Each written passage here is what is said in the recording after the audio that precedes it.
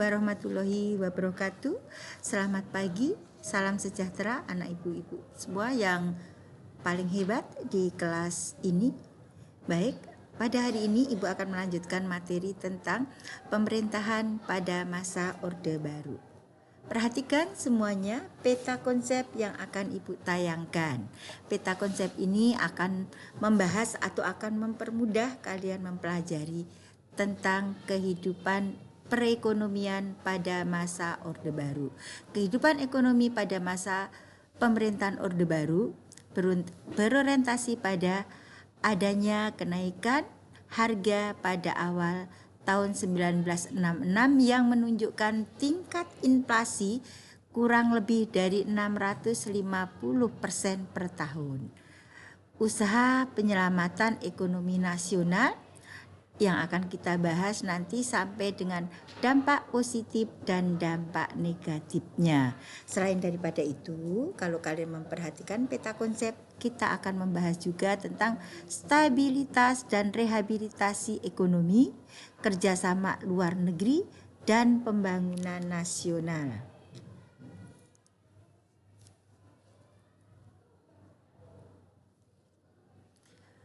Kehidupan ekonomi pada masa Orde Baru.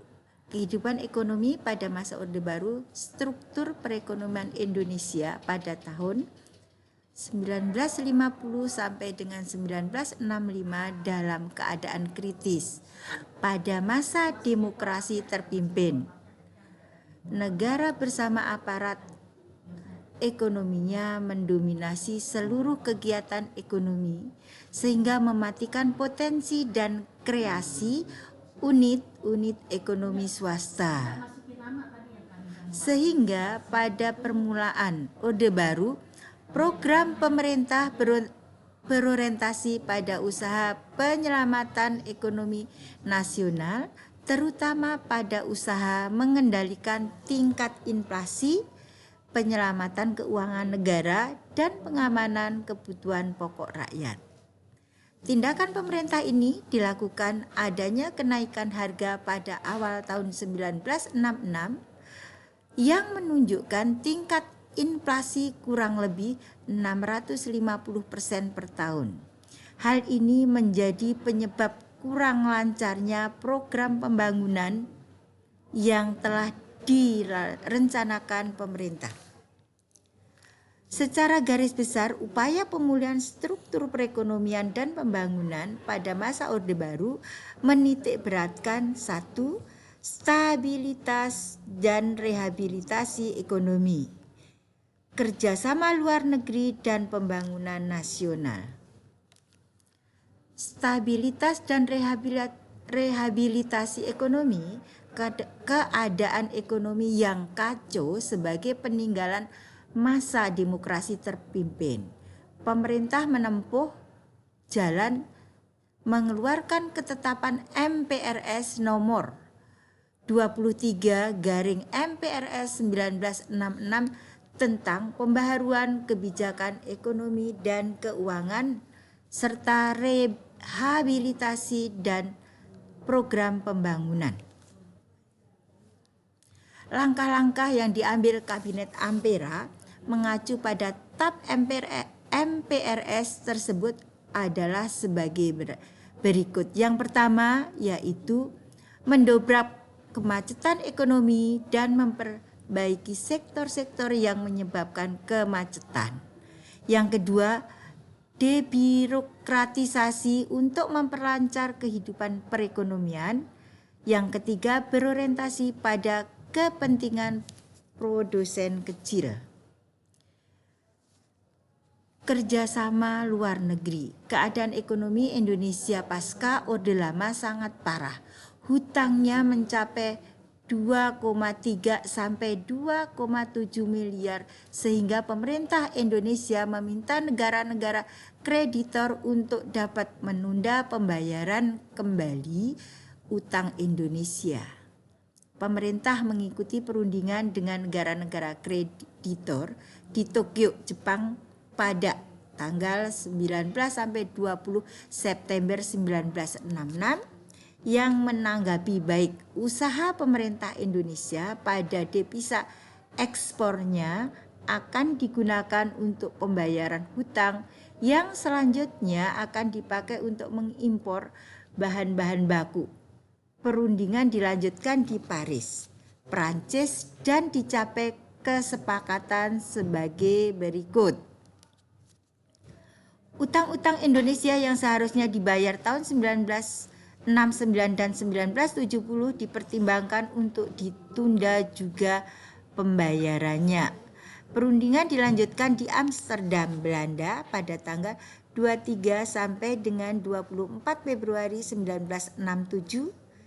Perundingan itu bertujuan membicarakan kebutuhan Indonesia akan kebutuhan luar negeri serta kemungkinan pemberian bantuan dengan syarat lunak yang selanjutnya dikenal dengan IJJI. Melalui pertemuan itu pemerintah Indonesia berhasil mengusahakan bantuan luar negeri Indonesia mendapatkan penangguhan dan keringanan syarat-syarat pembayaran hutang-hutangnya. Pembangunan nasional dilakukan. Pembangunan nasional pada masa Orde Baru dengan tujuan menciptakan masyarakat adil, makmur berdasarkan Pancasila dan Undang-Undang Dasar 1945. Arah dan kebijakan perekonomiannya adalah pembangunan pada segala bidang. Pedoman pembangunan nasionalnya adalah trilogi pembangunan dan 8 jalur pemerataan inti. Dari kedua pedoman tersebut adalah kesejahteraan bagi semua lapisan masyarakat dalam suasana politik ekonomi yang stabil. Isi trilogi pembangunan adalah sebagai berikut. Yang pertama, pemerataan pembangunan dan hasil-hasilnya menuju kepada terciptanya keadilan sosial bagi seluruh bangsa Indonesia. Yang kedua, pertumbuhan ekonomi yang cukup tinggi serta stabilitas nasional yang sehat dan dinamis. Sedangkan pelaksanaannya pembangunan nasional dilakukan secara bertahap melalui jangka panjang dan jangka pendek yang biasa disebut dengan repelita. Dampak kebijakan ekonomi pada masa Orde Baru adalah sebagai berikut. Ibu akan membacakan atau menerangkan tentang dampak positifnya kebijakan ekonomi di masa Orde Baru. Salah satunya yaitu pertumbuhan ekonomi yang cukup tinggi karena setiap program pembangunan pemerintah terencana dengan baik yang hasilnya pun dapat terlihat konkret dan nyata. Yang kedua, Indonesia mengubah status dari negara pengimpor beras terbesar menjadi bangsa yang memenuhi kebutuhan beras sendiri dengan cara bersuasembada beras. Yang ketiga, menurunkan angka kemiskinan yang diikuti dengan perbaikan kesejahteraan rakyat. Yang keempat, yaitu menurunkan angka kematian bayi dan angka partisipasi pendidikan dasar yang semakin meningkat. Serta yang kelima yaitu mengembangkan GDP per kapita atau angka per kapita di Indonesia yang pada tahun 1968 hanya 17 US dollar dan pada tahun 1966 telah mencapai lebih dari 1000 US dollar. Oke. Nah, demikianlah materi yang sudah Ibu sampaikan, dan untuk kalian yang belum jelas bisa ditanyakan. Kalau tidak ada yang bertanya berarti Ibu akan memberikan tugas pada kalian untuk memberikan atau membuat portofolio tentang dampak negatif dan dampak positifnya tentang keadaan perekonomian di Indonesia pada masa Orde Baru. Sekian Ibu sampaikan materi kali ini. Terima kasih. Apabila ada kekurangannya, Ibu mohon dibukakan pintu maaf yang sebesar-besarnya. Akhir kata, Assalamualaikum warahmatullahi wabarakatuh.